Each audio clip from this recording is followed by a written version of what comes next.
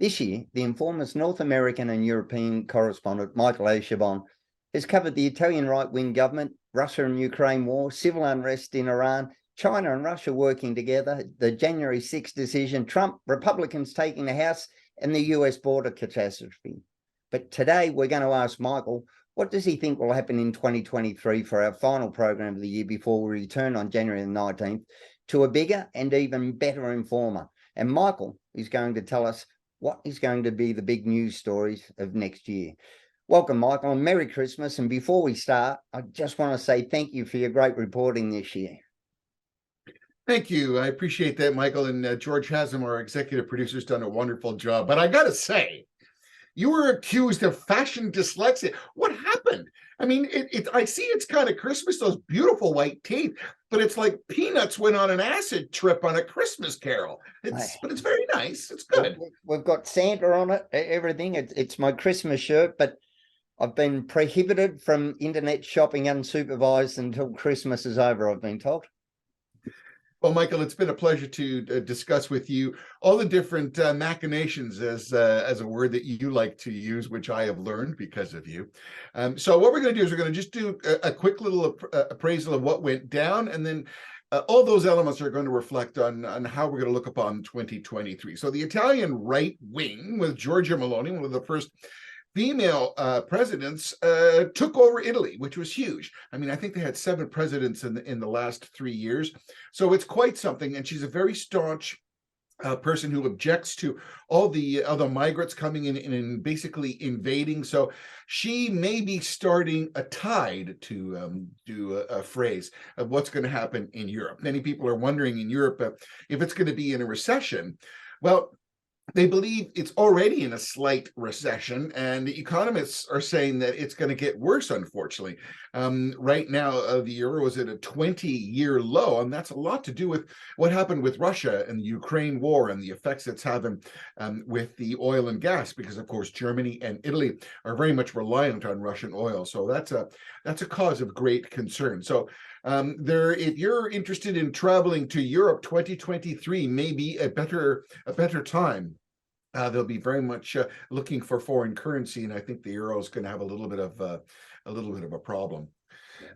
If you then want to go to Iran, Iran, it was interesting. We were just having a discussion beforehand. In the 70s was a place of great creativity. There was history, there was fashion, there was art, there was food. People were traveling there, experiencing Iran in great cultural revolution. And yes, the Shah of Iran was the guy who was heading that, installed by the United States. But, you know, every dictator, unfortunately, has his good and his bad. Some would say he did more bad than good, but he did bring Iran to a certain level of acceptance, more of an economic status, as one would say, in Europe. And then in 1983, that's when the Islamists came in. And it's since 1983 that the hijab has been mandatory. And as of late, Misha Amani, who is the young girl on September 16th who wore tight jeans and didn't wear her hijab, was arrested by police. And when in their custody, she died. And that has ignited the people of Iran. To date, about 485 people have died, 63 of them children, and approximately 60 police governmental people have also died, but they've put about 18,000 people in jail. So Iran is under great stress. And it will be very interesting to see in 2023 what eventually will come of that. But Iran is just one of those pressure points in the world, Michael. Yeah, we're seeing a lot of uprising here, especially in the women's area. We saw it with Alala Yusuf when she was refused her education and actually shot. We're seeing now the freedom movement in Iran. You know, we really need to get behind this and hopefully see it through. Well, there's women's demonstrations right around the world that have supported that. And interestingly enough, in Afghanistan, the Afghan government said that the women are not allowed to attend university and school, and a whole bunch of final students in Afghanistan, males, refused to write their final exams because they weren't accepting women into the universities. Yeah, it's definitely a case of punching down here, isn't it? Yeah. All right. What So, about Russia, Michael? well, Russia, I want to talk about China first, just All because right. it's very interesting. If you think Tiananmen Square took place in 1989, and that was an uprising that was unprecedented. The second uprising was in 2019 and 2020, when Hong Kong was under duress, if one would say, because there was a hope that China was going to allow Hong Kong to be more democratic, because it is a place of great commerce. And it is the one exception, as one would say, in China. Today, because of the restrictions that the Chinese government put over top of their people, there have been demonstrations and outward dissent against the government, unheard of and never seen before. And as one would say, the horse is out of the barn. Chinese people are well aware through travel and commerce. They understand what freedom is. They understand what the internet is. They understand the freedom that other people around the world share. And the Chinese government is going to have a very difficult time, I think, in trying to suppress that. The other one, just in adjunct to that, is Kim Jong-un. He's been in power now. Are you ready for this? 11 years. It's been 11 years since his father died. So he was educated in Switzerland. They called him the little chubby boy. He was educated in Switzerland. And we're hoping that when he would return to North Korea, he would take it out of poverty and an abject, hard rule. And there was hope that when he would be passed the baton, that he would bring North Korea out of this darkness. Well, it's been the exact opposite. The oppression that he has put upon his people is worse now than ever. And as Donald Trump called him, Little Rocket Man, he's now doing all kinds of subatomic thermonuclear weapons and firing stuff over South Korea. He's poking the lion. He's well aligned to China and well aligned to Russia, because he supplies both of them with some very precious metals and coal and certain important products for manufacturing. But the problem is that he may stoke a problem. He may just stoke a problem. You were talking about Russia. Unfortunately, Putin will go down as the man who destroyed Russia. Russia, at one point before the war against the Ukraine, was very much coming up with respect to commerce. They were being at least addressed. The ruble was still worth. But the problem was the people in Russia were watching Netflix, they were eating McDonald's, they were sharing many things of democratic countries while still under the Russian dictatorship. Now there was a conscription of 300,000 people. He's not feeding his soldiers. There's no gas getting to them. They don't have flak jackets. The Ukrainian army is being supplied with Sidewinder missiles and etc. So the Russian military is being decimated in the air. You can look on the internet. You see all the helicopters shot down by a shoulder-armed Sidewinder missile. Their trucks are not serviced. They can't get the gas. The guys are being killed. So it is absolute terrible situation for someone who was in the Russian war. And of course, they're cut off. The sanctions still remain. And Russia actually started to do military exercises with China, if you can imagine that. So Russia is going to be in a really dark situation, which just leaves the UK to talk about. Yep. And they're saying a struggle with their winter coming on and ridiculous energy prices. Well, yeah, it was the former Liz Truss. She was only in office, I think, for 4 months. She was going to give everybody all this money to help for the energy prices, and the United Kingdom realized that they couldn't have that.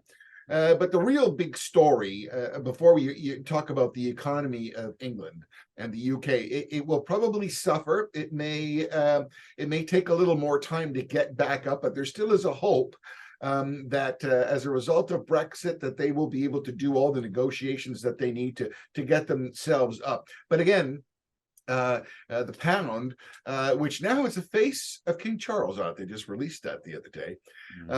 It's still a good place to go for a trip if you want to, because your dollar or your Australian dollar will be. Is it a dollar that you guys have, or is it a pound? Yeah, we have the dollar, but it's not traveling really well either, Michael. But anyways, England would be a good place. But the big story was, I mean, if you think, I mean, I've only known Queen Elizabeth as the only sovereign that I ever knew of. It was February 6, 1952 that she took the reign. And then, of course, on September 8th, at the ripe old age of 96, she died. And they released her death certificate. And on her death certificate, it said cause of death, old age. Yeah. I mean, to be able to say that you could die of old age, the monarchy currently is under a little bit of a microscope. You had Meghan and Harry with their Netflix series. I watched the whole thing. I was not impressed. It kind of sounds like, what did you expect? Kind of like, and I think there's a lot of microscopes that's going on that. Charles and Camilla seem to be fitting into their roles quite well, haven't created any problems, but it's really William and Kate that everybody's looking at as the next generation. So it's going to be interesting to see how they're going to look at that perspective. And that kind of encapsulates Europe currently where we're at. Now, let's jump down to America. Presidential elections 1 year out, almost from next year, sorry, I should say. So the 2024 presidential elections that will take place in November. Trump's just been, had charges referred to the DOJ. Does that mean anything, Michael? No. So first of all, the January 6th committee had 9 members on it. 7 of them were devout Democrats, and the 2 Republicans was not anybody. It was Liz Cheney and Adam Kinzinger. Both of those are non-players, are not in the House. It was not a court. That was a political extravaganza. That was basically a kangaroo court for show. There was no ability to challenge, to object, and to cross-examine. And when you only have one side looking at that, it's not fair. They do not have judicial power. They have put it forth to the DOJ. Trump is not going to get charged with that. It's a total sham, and they had to get all this crap out before January 2023, because then the Republicans take the House. So it's ridiculous. The Trump factor does play into certain instances, particularly with this new committee that came to the Ways and Means, has released his taxes. And basically in 2016, his taxes represent that he lost $2 million and didn't pay any taxes. Okay. Does anybody really think that Donald Trump sat down with a pencil and a calculator and did his taxes? Not likely, not even close. So he's always said that he took advantage of the tax laws. Maybe he's not as rich as he proposed to everybody or presented to everybody, but the Trump factor is becoming less and less now. And I don't think he's going to be charged with the DOJ. The January 6th thing is going to be crazy. People are focused in the United States on the border because they've got 5 million illegals, and they're going to really start feeling the repercussions of that in their economy and their social services, and in unemployment and medical costs in hospitals. It's going to be a grave situation. Inflation is still on the table in America, but I'll comment on that afterwards, because there's a possibility that with the jobs prospects, that inflation won't be as bad for America, and they may actually have a very solid landing. But I don't believe that Trump is going to make an influence in the 2023 run up to 2024. He still has his solid base, and ironically, he released these Christmas cards, and everybody was embarrassed. There was like pictures of a spaceman in his face. They all sold out. Hundreds of thousands of dollars. They all sold out. But somehow I think that he was a good messenger, but I think Trump's time is done, and the Republicans realize that they have a different pony in the race. Does Trump have to worry about the Republicans throwing him under the bus in the hope that he doesn't become a distraction, for the next candidate that they think would be more successful than him? Yes. I think that's a very good comment. I mean, so let's look at the ponies who would be potentially in the race. You got Mike Pence. You can't discount the former vice president. He played both sides of the January 6th. He did what he was supposed to do because the votes that they counted said that Biden won. And I'm not going to relitigate that. The votes that they counted said Biden won. What the contentious issue is, where many of those votes came from, how many of them were harvested, how many of them were blank, how many of them were duplicates. But we don't need to discuss that anymore. The Republicans don't want to. But you got Mike Pence. You've got my personal feeling is that Ron DeSantis should be the Republican candidate, and his runner for vice president should be Kristi Noem, who's from South Dakota. That is a team and a ticket that will win in America. That is a team and a ticket that has proven success, and I think would be an excellent choice for the Republicans. But you got Rick Scott, you got Mike Pompeo, who's the former Secretary of State. You got Nikki Haley from the UN, and Glenn Youngkin is actually a dark horse from Virginia. He's another guy who said, "I'm going to do this," and there was many things that he was going to do before he went into Virginia and was voted in strongly, and has shown great backbone. And there's always the also-rans, the Marco Rubios and the Ted Cruzes, but I would look at I would look at Ron DeSantis and potentially Youngkin, but I think Trump will be disappointed in the Republican leadership convention. Will Trump go quietly into the night? No. Doesn't really seem his MO. No, and that's going to be his demise. I mean, when he did a speech about a month and a half ago, he said little Ron. He was making comments about Ron DeSantis. I mean, you can't be a little suckhole politician. You got defeated. You were president. Now you've basically got to eat a little crow, and you've got to be respectful, because part of the problem Trump had was he had no respect for the office of the presidency. And that is something that many people on both sides of the aisle recognize. But now you look and you say, so I'm going to ask you, do you think Biden's going to run in 2024 at 82 years old? That was my next question. And even Kamala Harris doesn't really seem to have done anything to warrant her. Kamala Harris is an embarrassment. She does not deserve the title of vice president. And she's the border czar. She's never been there. Her cackling and her word salad and her speeches internationally, she's an embarrassment, unfortunately. And the reality was Kamala Harris was put on that ticket and the vice president because of wokeism. She was female and she was a woman of color and she was from California.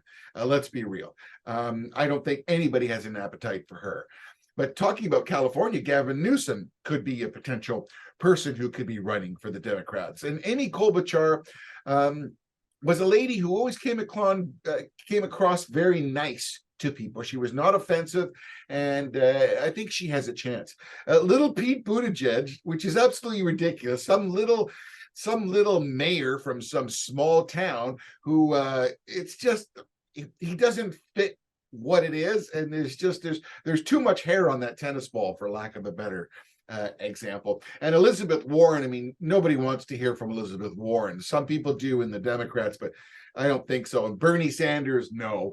But all these are names which are going to come up and put their faces there to debate, because they're all professional politicians, And the other one was Alexandria Ocasio-Cortez. Here's this young girl who's part of the radical right, radical left, I should say. She was part of what was called the Squad with Rashid Tlaib and Ayala Omar and Ayanna Pressley. And she may take a run at it just to see, but I do not believe that America, even the Democrats, have an appetite for the far left. They've already seen what that's done to their economy, what that's done to the safety and police and to their military and to their border. And I think although we were predicting more of a red wave in the midterm elections, I think the Republicans have to make a much better stand on what their issues are and what they're going to do, because America's in a deep problem. Yeah. How will the Republicans go? Will they have to finally take a woman's right to control her own body? Will they have to take their pro-life stance off the table? Yes. So here's the problem. You have the religious right who are against abortion. I personally, in my own personal opinion, rape, medical conditions, the sanctity of a woman's ability to choose, all of those things should be decided by a woman. Now, I may lean a little more to the right and more Republican than I would per se to be a Democrat, because I'm more fiscally responsible, I believe, and I'm an entrepreneur. and I do move conservatively. I do, though, object in infanticide, which is the birth of a fully functional baby which exits the womb and then is killed or is harvested for its organs. And I also believe that it is wrong for certain groups to use abortion as a form of birth control, particularly now when we have certain pills that are able to abort it. But regardless of all that fodder and all that discussion, I mean, I respect the religious right of people to believe that, and that should be a woman's right to make that choice. If she is religious and does not believe in abortion and has a child out of wedlock, or is going to have a child which they've done medical tests on and thinks that there may be a chance of some type of medical problem, and she has that choice, I respect her choice to have that baby if she so wishes. But I also respect the choice of a woman to make that decision that she does not want that child. But there has to be, my only caveat would be, there has to be a certain time frame. It's not 4 weeks, it's not 8 weeks. Is it 15 weeks? Is that the right time? Yeah, I guess we could canoodle that upside down and sideways. But the bottom line for me, and I think the bottom line for many Republicans, to have to accept the fact that a woman's right to choose should be sacrosanct, as without any question whatsoever. Yeah. We seem to be, we've gone from the extremes. We've gone from, I think I saw an interview where President Obama said that he feels that Trump was a response to him, that he may have caused it because America wasn't ready for him. So we see the pendulum swinging from one extreme to the other. We seem to have been dragged a little bit back more towards a centrist with Biden, even though he's painted as a left. He's a lot more centrist than what the Democrats, the fervent supporters, would have liked. Are we going to see that from the Republicans, a little bit more back to center with, as we just spoke about, maybe abortion taken off the table, and maybe the Democrats will be forced to, rather than ban all guns, the sensible gun control? Are we going to, has the pendulum maybe started to slow down, that extreme swing from left to right, and started to settle a little bit more into the middle? The Republicans have to retool. They have to retool their message, and they have to retool their delivery mechanism.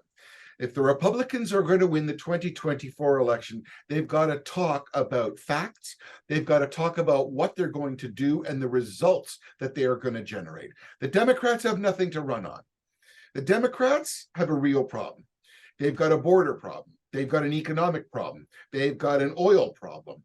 They have a problem in wokeness. They have a problem with crime. They have a problem with DAs, which are soft. The Republicans have to seize this opportunity and retool, because their messaging and their presentation of their offer to Americans did not resonate in the midterms. And that should become extremely obvious to them. And they've got to get their boots in order, and they got to say, this is what we're going to do, and this is the result we're going to do. And I think if they can have a clear message, and they will be able to do some of that in the House, having the ability to control the House.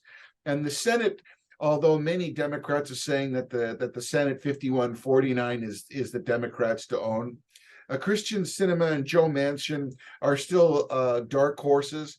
And I think that with the election coming up, the Senate is not a lock. Mitch McConnell's got to play his cards properly. But I think if the Republicans can retool their message and have absolute targets, results, then I think they're going to be a little more successful. But it's going to be difficult. I don't think they're necessarily coming closer to the center, because there are many people who are very upset in the United States.